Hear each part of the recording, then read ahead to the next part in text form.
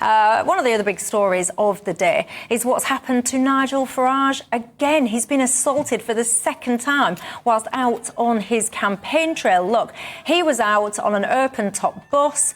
I might actually see if I can bring the sound up. Let me get the sound up on this clip if I can.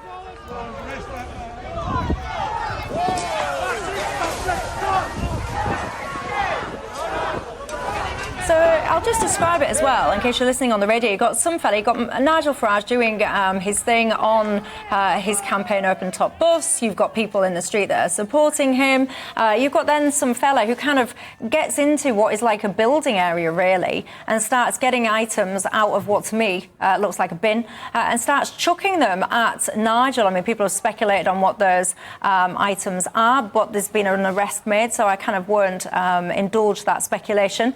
But anyway, credit where it's due, because people kind of grabbed him, yanked him out of there, and the police grabbed him and arrested him. Now, this is the second time this has happened to Nigel Farage. But, of course, there's been other examples. We had a Tory candidate the other day. She's saying that excrement has been pushed through her letterbox. There's been lots of other examples from people. You know, it's not just Nigel Farage. What do you think's at the heart of this, James? It's very troubling. You know, last week it was a milkshake. This week, piece of rubble. What's it going to be next week? We had an MP murdered in cold blood at his constituency surgery, 2 years ago? Sir David Amess. A few months ago, Mike Freer, who's has got a constituency, I think, in Islington. He's now stepped down because of Islamists and Islamo-leftists threatening to burn his constituency surgery down. So it's a real pattern, and the response has never been adequate enough to send the kind of strong signal that would prevent these things from happening again, that would at least sort of deter people from acting like this. I do just want to say, Mike Freer, it's not Islington, it's Golders Green and Finchley, but it's London-based, notwithstanding that. Ella, what do you think? I think I agree with you, James, but I think we need to be careful, because the difference between what happened to Sir David Amess and the attacks that Nigel Farage has suffered last week and this week, the difference is Sir David Amess's killer was an Islamist. It was a very specific, and what happened to Mike Freer, that's a very specific threat that's happening to Labour, to Tories and Labour politicians. Obviously, Wes Streeting and others, not violently, but had a lot of quite unpleasant pressure put on them outside their homes and things like that. What happened with Nigel Farage seems to be attention-seeking morons. I mean, in that clip, Farage is on a bus. There's actually a peaceful protest against him going on in the background, someone holding up a sign saying immigrants are welcome. All fine. He's you know, has that a lot, and he says, I'm used to it. That's absolutely fine. But it's lone individuals who decide to do this kind of thing. So when we talk about toxicity, it's important. We should have the discussion. But I think actually Farage has set the tone for us not letting this turn into a moral panic, because whether you agree with him or not politically, you really have to give it to him that he is committed to being a politician, much like Sir David Amess, that gets out there, isn't afraid, he doesn't let any of the attacks stop him, and he says, actually, I'm quoting him here, I'm best at going out, meeting people, talking to them, debating with them, it's what I do. And so I think that, you know, when we ask what should we do about this, I actually think Farage should inspire other politicians to be more brave about getting out there and to not fear attacks. Let's look at how Nigel Farage responded to this then, because he's been speaking out. I'll tell you what I'm worried about. Let me just make sure it's the right one. If you think about this, a week after we commemorate D-Day, which was done so that we could live in a democracy, where we can agree to disagree, we can be very passionate, but agree to disagree. What we've now got is a mob that want to close down all debate. A mob that are prepared to use violence to achieve their goals. And that, for a democratic country, is very, very worrying indeed. Are you okay? Me? Yeah. I'm used to it. I don't like it. Of course not. Because this is stopping me doing what I want to do. You know, I'm at my best going out, meeting people and talking to them, having debate with them. You know, going around the pubs or whatever I do. And these violent youngsters are stopping me. It's very, very frustrating. It didn't hit you this time? Didn't hit me this time, but, yeah, I mean, you do wonder to what length these people will go. You see, I think that's absolutely disgraceful that he goes about his business and is assaulted in that way. And I do just want to say credit to the police for actually arresting the individuals involved.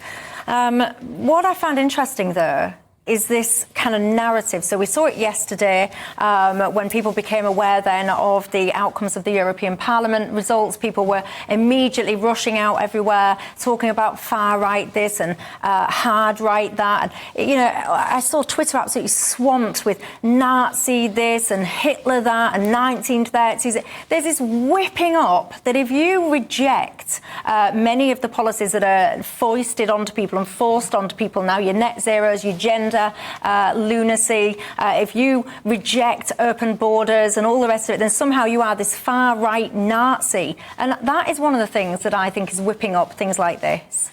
Well, yeah, there's a huge amount of sort of hyperbole around discussions, particularly about immigration. I mean, obviously in Europe there are parties and groups that I would call far right, whether it's the AfD or, you know, to a certain extent, Le Pen, even though she's tried to soften herself a bit, you know, in relation to, there's some pretty nasty anti-immigrant stuff out there, which I would vehemently disagree with. You know, Nigel Farage is softer than all of that, but obviously I also disagree with his position in immigration. But it doesn't matter. You don't think he's far right, though, do you? No, I think he's, you know, pretty right, if that's putting it in a nicer way. But the point is, even if I did think he was ultra-conservative, far-right and politically objectionable, there is no excuse for me turning that view of him into a violent act. Or, you know, this is what I think we have to get better at, making a clear distinction between political debate and words and free speech, and, you know, whether that's doing stupid things like calling everyone a Nazi, which is, you know, pointless and silly, or I don't think it's pointless and silly. I think that those words have meaning, and when you start calling someone you disagree with politically, or they're a Nazi, therefore it's done deliberately to try and shame people and to try and create a collective against that individual, and it whips people up into a frenzy. It's awful. I think you do have to be mindful of the language that you use, because words have impact. That's what I mean. I'm a journalist, I know that. But I think we've got to be careful in making direct links between, I mean, Farage has called this a violent left-wing mob. We don't know whether that guy was in that red hoodie was left-wing or not. But there's the arguments against saying, oh, this is whipping up a certain kind of violence, are what governments and others people use to censor speech, to say you shouldn't say that because someone might throw a rock. I think we've got to be careful there. You know, Farage is a great defender of free speech, as it happens. He's quite brave in all of this. He keeps going out. He says he wants to debate people. Let's keep with that rather than going down the kind of moral panic. But, James, we're seeing this in loads of ways. I mean, I'm even loath to even mention this, because I think the best thing you can do with some of this stuff is to ignore them, because they want the oxygen of publicity. But you've got all of these people now that seem to think that they can do whatever they want because they believe in their cause. So you've seen these pillocks today.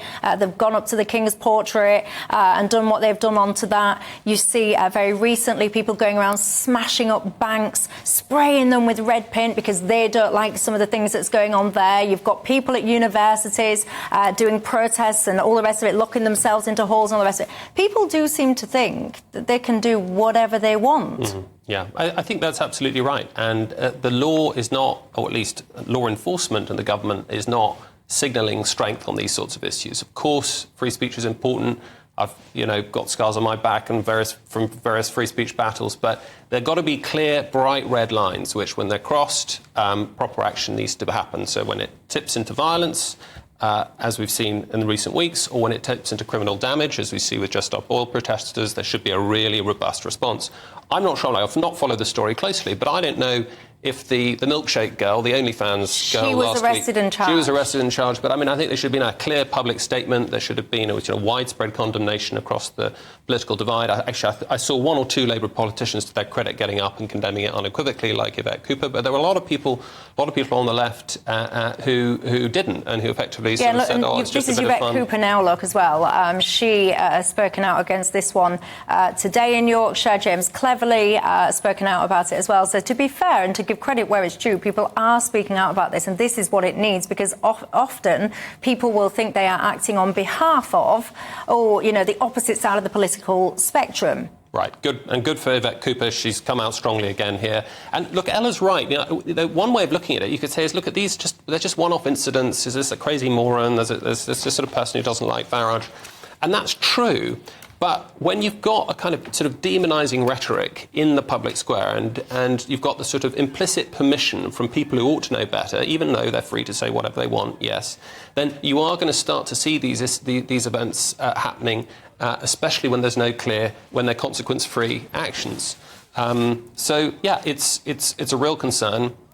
I would have thought that the least the government could do at this point is give Nigel Farage some round-the-clock security until, just as all Home Secretaries and former Home Secretaries do and the Prime Minister has, until at least until the election.